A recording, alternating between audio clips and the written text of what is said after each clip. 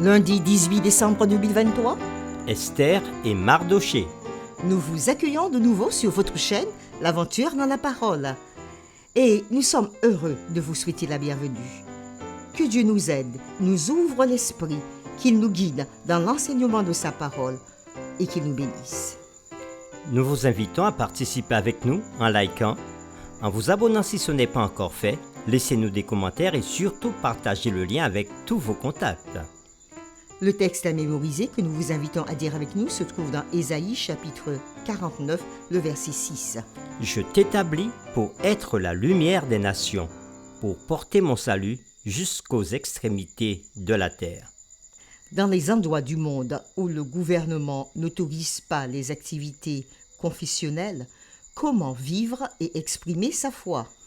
Dans les postes que nous occupons dans la société, comment le témoignage et la réputation sont-ils cruciaux pour notre survie quand des situations peuvent se retourner contre nous?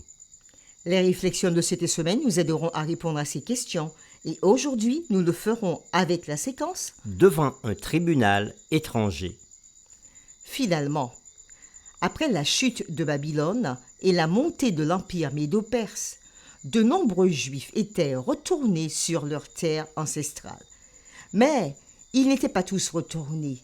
Certains étaient restés là où ils vivaient depuis une génération ou plus. Ayant cette situation à l'esprit, nous avons un peu d'informations sur le contexte de l'histoire d'Esther. Dans Esther chapitre 1er, le verset 2, nous pouvons lire « Et le roi Assuérus était alors assis sur son trône royal à Suse dans la capitale. » Le récit biblique se déroule dans l'empire perse sous ce roi. Lisons quelques versets du chapitre 1 pour comprendre le contexte. Esther chapitre 1. C'était au temps d'Assuérus, de cet Assuérus qui régnait depuis l'Inde jusqu'en Éthiopie sur 127 provinces. Et le roi Assuérus était alors assis sur son trône royal à Suse, dans la capitale.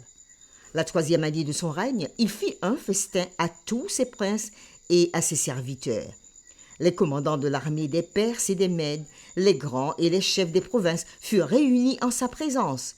Il montra la splendide richesse de son royaume et l'éclatante magnificence de sa grandeur pendant nombre de jours, pendant 180 jours. Lorsque ces jours furent écoulés, le roi fit pour tout le peuple qui se trouvait à Suse, la capitale, depuis le plus grand jusqu'au plus petit, un festin qui dura 7 jours, dans la cour du jardin de la maison royale. On servait à boire dans des vases d'or de différentes espèces et il y avait abondance de vin royal grâce à la libéralité du roi.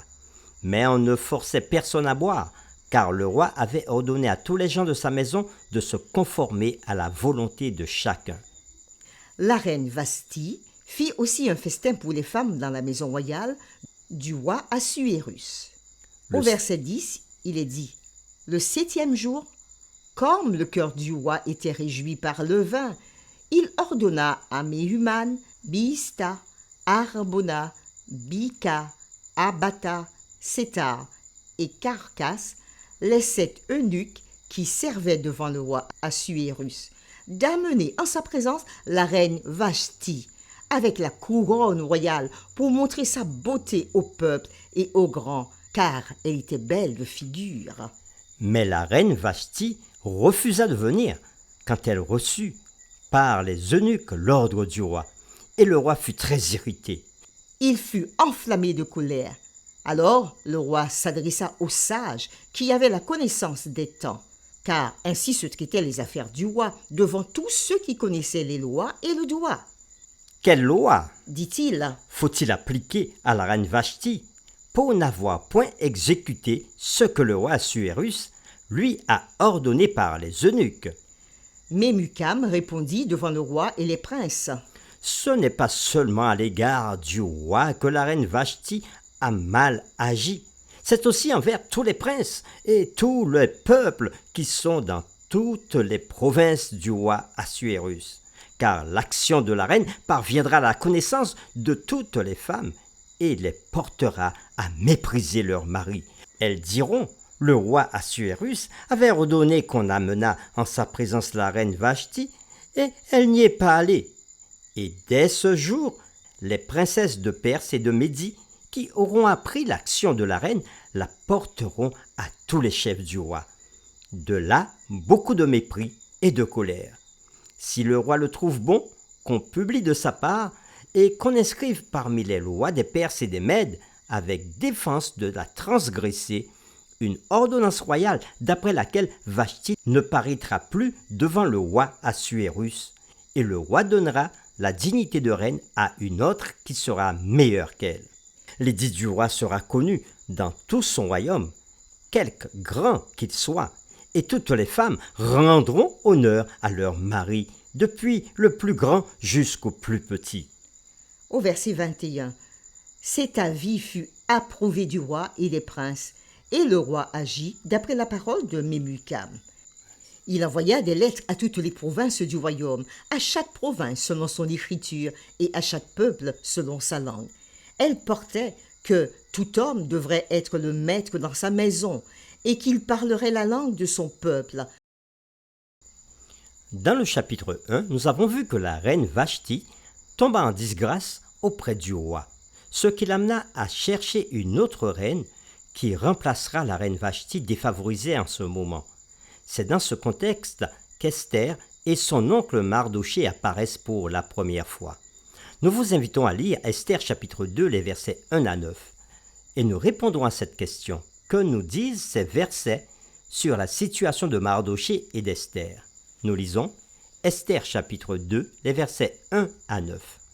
Après ces choses, lorsque la colère du roi Assuérus se fut calmée, il pensa à Vashti, à ce qu'elle avait fait et à la décision qui avait été prise à son sujet.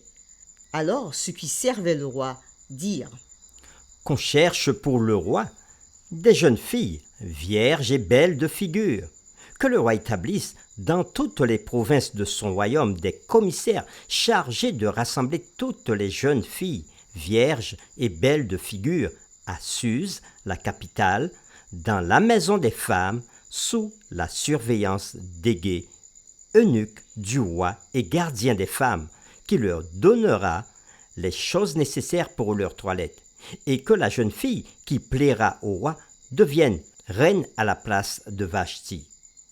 Cet avis eut l'approbation du roi, et il fit ainsi. Il y avait dans Suse, la capitale, un juif nommé Mardoché, fils de Jaïr, fils de Shimei, fils de Kis, fils de Benjamin, qui avait été amené à Jérusalem parmi les captifs déportés avec Jéconia, roi de Juda, par Nebuchadnezzar, roi de Babylone. Il éleva Hadassa, qui est Esther, fille de son oncle, car elle n'avait ni père ni mère.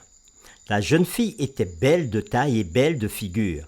À la mort de son père et de sa mère, Mardoché l'avait adoptée pour fille. Lorsqu'on eut publié l'ordre du roi et son édit, et qu'un grand nombre de jeunes filles furent rassemblées à Suse, la capitale, sous la surveillance d'Hégaï, Esther fut aussi prise et conduite dans la maison du roi sous la surveillance d'Hégaï, gardien des femmes. La jeune fille lui plut et trouva grâce devant lui. Il s'empressa de lui fournir les choses nécessaires pour sa toilette et pour sa subsistance.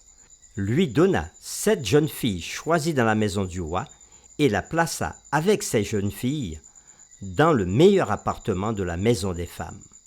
Après lecture de Esther chapitre 2, les versets 1 à 9, que nous disent ces versets sur la situation de Mardoché et d'Esther? Il semble que Mardoché, en tant qu'officier royal, était à la porte du palais et résidait dans la ville de Suse avec sa fille adoptive ou cousine, Esther. En raison de leur position et de leur vie, ils étaient immergés dans la culture persane. Cela doit être au moins une partie de la raison pour laquelle Esther avait été choisie pour être présentée au roi. Au verset 8, il est dit « Esther fut aussi prise et conduite dans la maison du roi sous la surveillance d'Hégaï, gardien des femmes. » Nous vous invitons à lire Esther chapitre 2, les versets 10 et verset 20. Et nous répondrons à cette question: que se passe-t-il dans ces passages et pourquoi Mardochée lui avait-il donné un tel ordre? Esther ne fit connaître ni son peuple, ni sa naissance, car Mardochée lui avait défendu d'en parler. Et chaque jour, Mardochée allait et venait devant la cour de la maison des femmes pour savoir comment se portait Esther et comment on la traitait. Les versets 19 et 20. La seconde fois qu'on assembla les jeunes filles, Mardochée était assis à la porte du roi. Esther n'avait fait connaître ni sa naissance ni son peuple, car Mardochée le lui avait défendu, et elle suivait les ordres de Mardochée aussi fidèlement qu'à l'époque où elle était sous sa tutelle. Après lecture de ce texte de Esther chapitre 2, les versets 10 et 20, que se passe-t-il dans ces passages et pourquoi Mardochée lui avait-il donné un tel ordre? Bien que le texte ne donne pas de raison précise, cela n'est pas difficile à deviner. En tant qu'étranger dans une culture et religion étrangères qui, nous le verrons plus tard, peuvent être hostiles, il était sage qu'ils gardent le silence concernant leur famille et leur peuple. Pour terminer, méditons sur cette pensée. Selon vous, dans quelle situation peut-il être prudent de ne pas parler ouvertement de notre foi? Ou encore, dans quelles circonstances ne devrions-nous jamais faire cela? Et pourquoi? Nous vous invitons à prier ensemble. Notre Père qui es aux cieux, la terre entière, c'est toi qui l'as créée. C'est toi qui domines et qui tiens la vie de tout être vivant entre tes mains. Sois loué et exalté. En toute nation, peuple et culture, tu laisses le choix aux habitants de te servir ou pas. Dans divers pays, tes serviteurs peuvent être confrontés à des situations délicates. Dans une culture et religion étrangère qui peuvent être hostiles, il devient parfois sage de garder le silence concernant sa famille ou son peuple. Donne à tes serviteurs et à leur famille le courage et la force de vivre en ces divers lieux, en accomplissant leurs tâches chaque jour consciencieusement et en restant fidèles aux principes de ta parole. Accorde ta protection et tes conseils sages en toute occasion. C'est au nom de Jésus que nous avons prié. Amen.